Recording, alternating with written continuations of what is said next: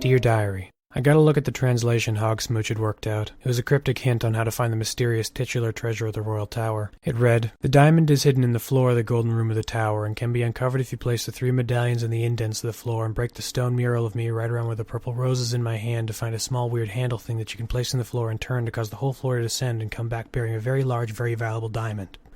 With that information under my belt, I called the elevator to the ground floor, broke into the library, deactivated the alarm, climbed to the vent, went down the ladder, opened the grate, unbarred the door, unlocked the tower door, lunged the gap, replaced the pieces, and climbed up the steps to the golden room. I put the things in the thing, took the thing out of the thing, and put the thing in and turned it. Then the thing came up, just like the riddle said. As I reached for the diamond, I heard a voice above and slightly to the left of me. It was none other than Madame Tussaud's muse, looking like she had just used a grown-up toilet for the first time. I asked her what she was so smug about, and how she managed to get past all the puzzles and underwhelming death traps. Turns out she'd been riding on my back for the better part of an hour. I was wondering what that squeaking was. She explained her evil plan in as intricate a detail as she could, but let me summarize it for you. She arrived at the castle searching for the long-fabled treasure of Marie Antoinette, a pure diamond the size of a baseball and probably worth hundreds of millions of dollars. Her very first idea as to the location of the lost diamond was to take a hammer to the resort's library, hoping to find it in the wall. I'm not certain what led her to believe the long-lost treasure of a historical figure would be removed from the royal tower and embedded in the drywall of a library, but it didn't matter because I arrived a little bit after that, and she figured she could just use me to get close to the treasure, because I possessed the intelligence of a person who managed to pass middle school.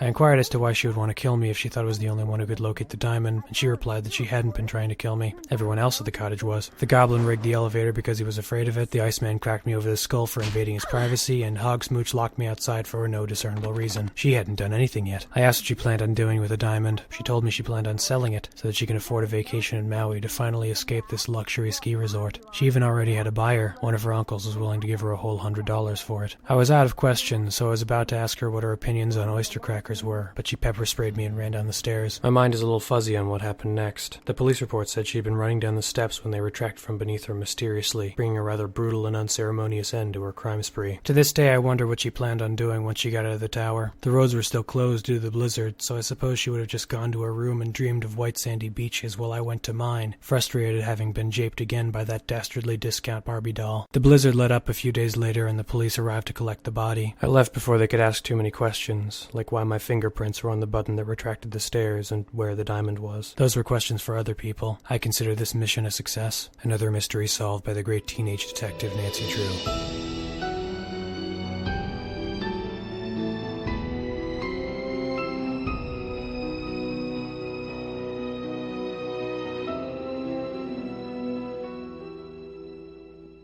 Dear Diary, my friend and I were about to carry out a contract when she got kidnapped. Now I need to find her before the building gets demolished. If she dies, then I'd have to file a police report that explains what we were doing there, and I cannot let that happen.